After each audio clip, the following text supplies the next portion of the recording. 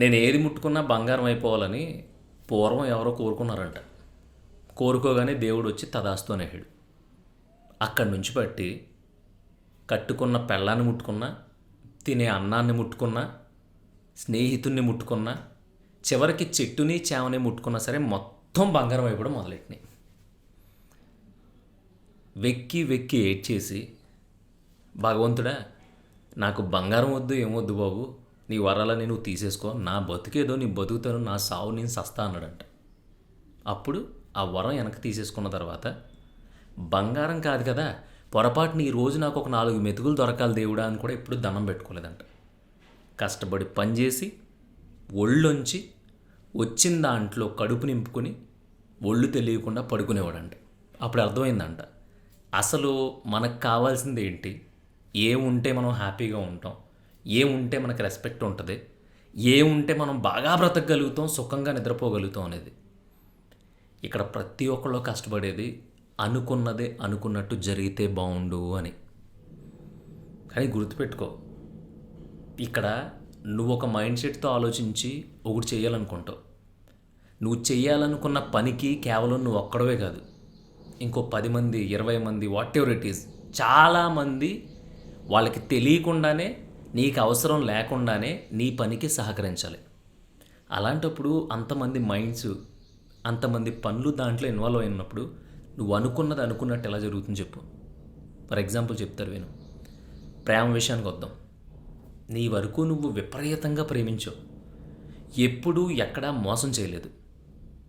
నువ్వు వేసే ప్రతి అడుగు, నువ్వు సంపాదించే ప్రతి రూపాయి, నువ్వు చదివే ప్రతి సబ్జెక్టు, ప్రతి కోర్సు అన్నీ కూడా దేనికోసం? నీ పిల్ల కోసం. రేపొద్దున్న రోజు అసలు మంచి జాబ్ కొట్టేస్తే నేను అడగగానే వాళ్ళ ఇంట్లో ఒప్పేసుకుంటారు.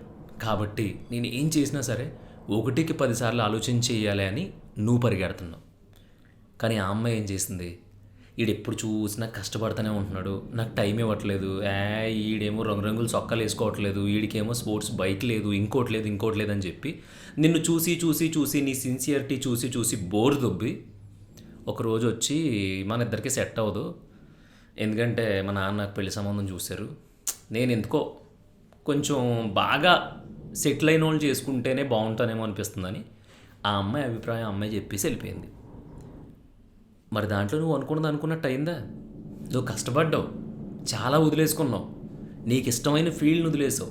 ఆ అమ్మాయి కోసం కష్టపడి ఇటక పేర్చుకుని ఇప్పుడు జాబ్ కొట్టే సమయం వచ్చేసరికి పిల్ల ఎగిరిపోయింది.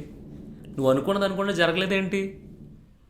ఇంకో విషయం చెప్పనా, జాబ్లో జాయిన్ అవుతావు, 20,000 15,000 జీతం అయితే 5,000 ఖర్చు పెట్టాలి, మిగతా 10,000 దాచేయాలి.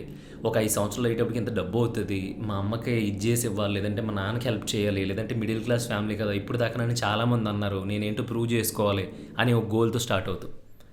కానీ ఇక్కడికి వచ్చాక నువ్వేం చేస్తున్నావు? సరదాగా ఎవడో ఫ్రెండ్ వెళ్ళాడని ఆడు కూడా వెళ్ళావు, ఆడి ఏదో క్రికెట్ బెట్టింగ్ వేసాడని వేసావు, లేదు ఇలా ఫ్రెండ్ వెళ్ళాడని వెళ్ళావు, ఆడేదో 2 దమ్ములు లాగాడు కదా అని నువ్వు లాగావు. కట్ చేస్తే ఏమైంది? ఇప్పుడు ఒక కింగ్ సైజ్ సిగరెట్ వాల్యూ నాకు తెలిసి 25 రూపాయలు అనుకుంటా ఈరోజు ప్రస్తుతం. రోజు 2-3 సిగరెట్లు కాల్చడం నేర్చుకున్నావు, 75 రూపాయలు.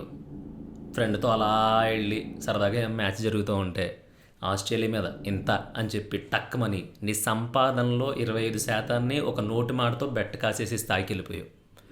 అది మహా అయితే నెలకు 10,000 5,000 పెద్ద హోలు. ఇదంతా కలిపి నీ జీతం కాకుండా నువ్వు మళ్ళీ క్రెడిట్ కార్డులు అప్లై చేసుకుని ఆడి దగ్గర ఇడి దగ్గర అప్పులు చేసేసి ఎప్పుడు నువ్వు ఒక ముద్ద తినడానికి, లేదంటే ఒక బట్ట కొనుక్కోవడానికి, ఒక బిర్యానీ తినడానికి అప్పు చేయలేని నువ్వు అనవసరమైన అలవాట్ల కోసం ఇప్పుడు వెళ్ళి అప్పు చేసి అవి కట్టుకుంటూ వస్తున్నావు. మరి నువ్వు అనుకున్నది అనుకున్నట్టు జరిగిందా? జరగలేదు కదా. లైఫ్ విషయంలో అంత కరెక్ట్గా నడుస్తుంది, అన్నీ సాలిడ్గా ప్లాన్ చేసుకున్నావు, లైఫ్లోకి దిగావు, అంటే ఉద్యోగంలోకి దిగావు, ఖచ్చితంగా నేను ఆ స్థాయికి వెళ్ళిపోవాలి, నాకు అంత శాలరీ కావాలి ఎంత శాలరీ కావాలని 1కి 10 సార్లు పడుకున్నప్పుడు కూడా అనుకుంటున్నావు. కానీ నిన్ను నువ్వు ఎప్పుడైనా ఎలా ఉంది నా పరిస్థితి, నన్ను నా పై స్థాయిని పోల్చుకుంటే ఆడికి నాకు ఉన్నది ఏంటి? ఒకే ఒకటి మాట్లాడుకుందాం, ఇంగ్లీష్ మాట్లాడడం, ఇంక్లూడింగ్ మీ ఆల్సో.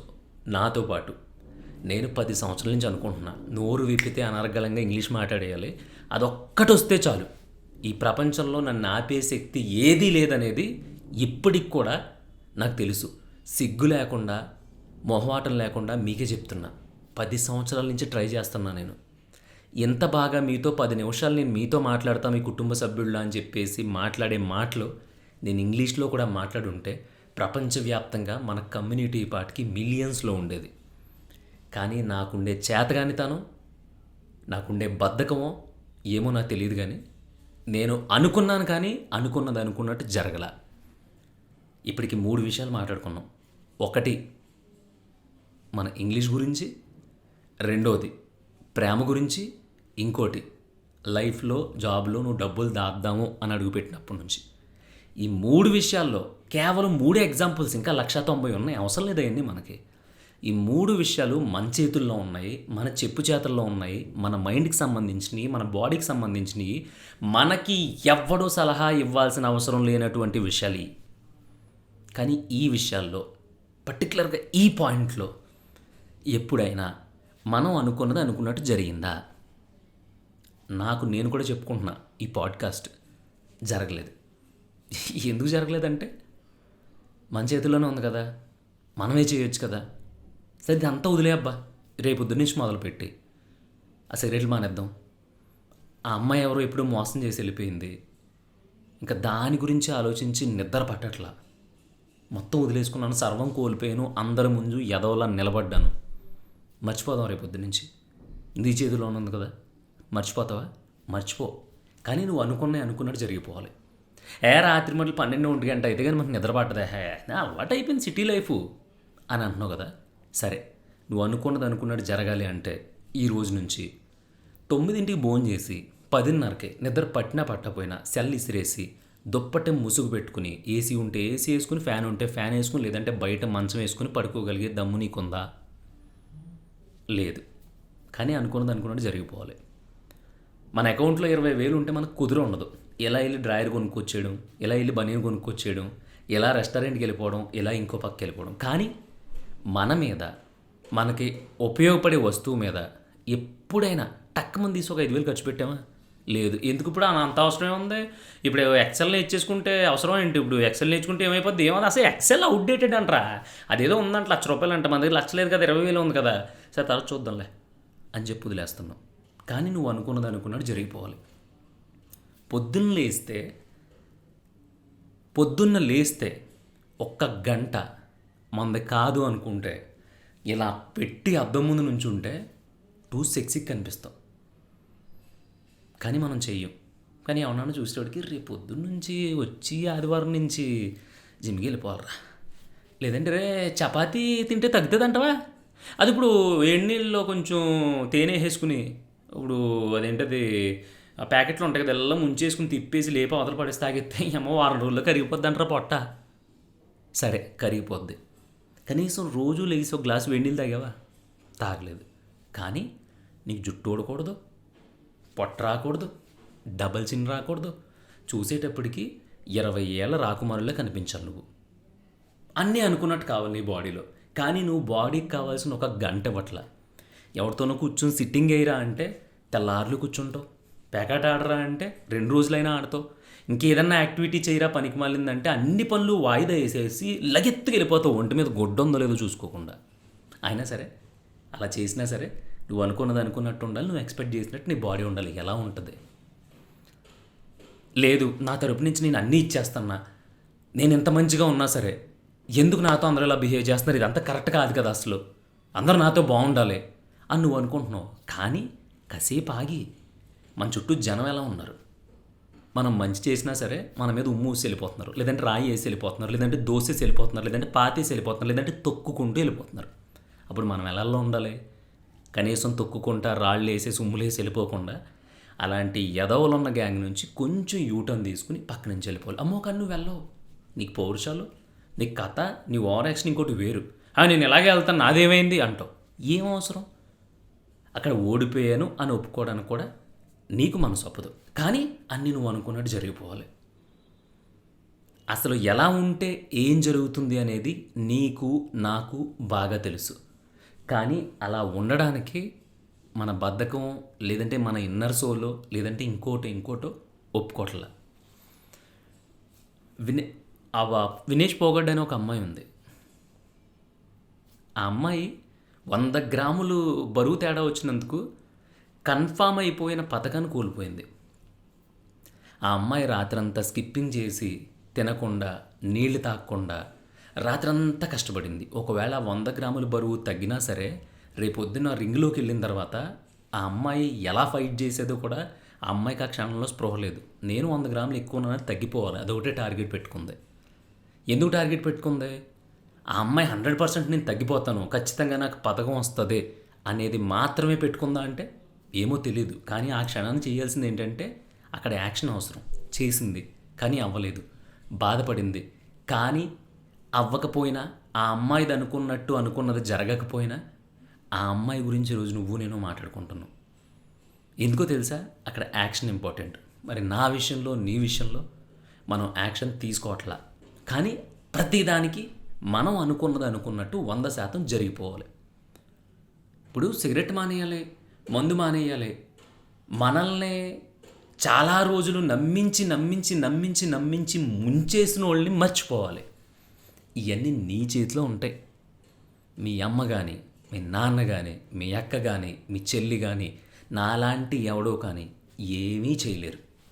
కాకపోతే ఒక 10 నిమిషాలు మేము మీతో మాట్లాడడం వల్ల ఓకే ఇది జరిగింది కదా, ఇలా అయ్యింది కదా, ఇలా చెయ్యొచ్చు కదా అనేది నువ్వు మర్చిపోయిన దాన్ని ఒక్కసారి మేము గుర్తు చేయగలుగుతాం.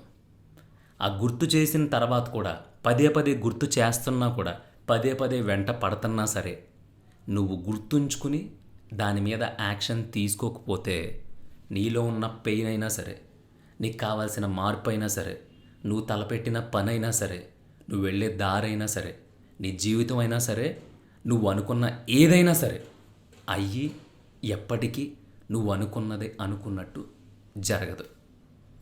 ఎప్పుడో వచ్చే ఒలింపిక్స్ కోసం, ఎప్పుడో వచ్చే వరల్డ్ కప్ కోసం, ఎప్పుడో వచ్చే యూపీఎస్ కోసం, ఎప్పుడో వచ్చే గవర్నమెంట్ జాబ్స్ కోసం వాళ్ళందరూ కొంపలు వదిలేసి కోచింగ్ సెంటర్లో, బస్ స్టాండ్లలో, గవర్నమెంట్ కాలేజీల్లో, ఫుట్పాత్ల మీద తినకుండా చదువుతానే ఉన్నారు. ఒక జాబ్ వస్తే గవర్నమెంట్ జాబు 1-2 లక్షల మంది అప్లై చేస్తూ ఉంటే ఒక జాబే ఉందని తెలిసినా కూడా ఆడెందుకు యాక్షన్ తీసుకుంటున్నాడు దాని మీద? ఇది కాకపోతే దీని తర్వాత ఇంకో జాబ్ సెక్షన్ పడుతుంది, ఇప్పుడు చదివింది అప్పుడు ఉపయోగపడుద్దని. ఎప్పుడో వరల్డ్ కప్ వస్తుంది, ఇప్పటి నుంచి సెంచరీలు చేసేసి టక్కుమని లాస్ట్ 2 నెలల్లో ఫామ్ కోల్పోతే చాలా కష్టం కదా అని చెప్పేసి ఎవరో ఆడకుండా ఉండరు. కొడతానే ఉంటారు. ఎందుకంటే వాళ్ళకి కావాల్సింది యాక్షన్, ప్రతిఫలం కాదు. నేను ఈ పాడ్కాస్ట్ చేయడానికి మెయిన్ రీజన్ ఏంటంటే నా మీద నాకే అసహ్యం వేసి చేస్తున్నా. నేను ఒకరితో మాట్లాడా, అది చేసి ఉంటే నాకు కొన్ని డబ్బులు వచ్చాయి. ఆ డబ్బులు వచ్చి ఉంటే నేను కొంచెం ఇదేమన్నా సెటప్ చేసుకుని అట్లీస్ట్ ఫ్యాన్ పెట్టుకోగలిగే ఈ స్కోప్ వద్దును. ఏంటి బ్రో మరీ బిస్కెట్లు వేస్తున్నావు, ఫ్యాన్ పెట్టుకోలేవా నువ్వు అని కామెడీ చేసే ముందు చెప్తా. ఫ్యాన్ అంటే నాకు ఒక సూపర్ స్పెసిఫికేషన్స్ ఉన్న ఫ్యాన్ కావాలి. అంటే నేను మీతో మాట్లాడుతున్నా సరే దాని సౌండ్ దీనికి రావద్దు. అలాంటి ఫ్యాన్ ఎక్కువ కాస్టే ఉంటుంది. మామూలు ఫ్యాన్లో 1500కి, 2000కి, 3000కి రాదు. వచ్చేదైతే ఎప్పుడు పెట్టేసుకునేవాడిని. అసహ్యం వేసింది. ఆ పని ఎందుకు పోయిందో తెలుసా? కేవలం నేను ఫ్లూయెంట్గా ఇంగ్లీష్ మాట్లాడలేక. వాళ్ళు ఇచ్చిన ఒక 2 పేజెస్ ఆఫ్ స్క్రిప్ట్ని నేను కరెక్ట్గా ట్రాన్స్లేట్ చేసి ఇవ్వలేకపోవడం వల్ల నాకు కొంచెం డబ్బు పోయింది. నేను కొంచెం దీంతోనే చెప్తున్నా, ఎందుకంటే చిరాకు వచ్చింది. 10 సంవత్సరాల నుంచి అనుకుంటున్నారా రోజుకి 2 పదాలు నేర్చుకున్నా 10 సంవత్సరాలు అంటే దాదాపుగా 10 3 30, 3000 రోజులు, 3000 రోజుల పైన నేర్చుకోలే. కానీ నేను అనుకున్నది జరిగిపోవాలి. అంటే నేను అందరితోనే మాట్లాడగలగాలి, టాప్ స్పీకర్ని అయిపోవాలి, నేను యాక్టర్ని అయిపోవాలి, రైటర్ని అయిపోవాలి, ఇవన్నీ అయిపోవాలి. కానీ నేను ఇది నేర్చుకోను, ఇవన్నీ అయిపోవాలి, నేను యాక్షన్ తీసుకోను. అందుకే ఈరోజు మీతో చెప్తున్నా, నేను ఈరోజు నుంచే ఆ పని ఎప్పుడైతే పోగొట్టుకున్నానో అప్పటి నుంచే యాక్షన్ మొదలుపెట్టా.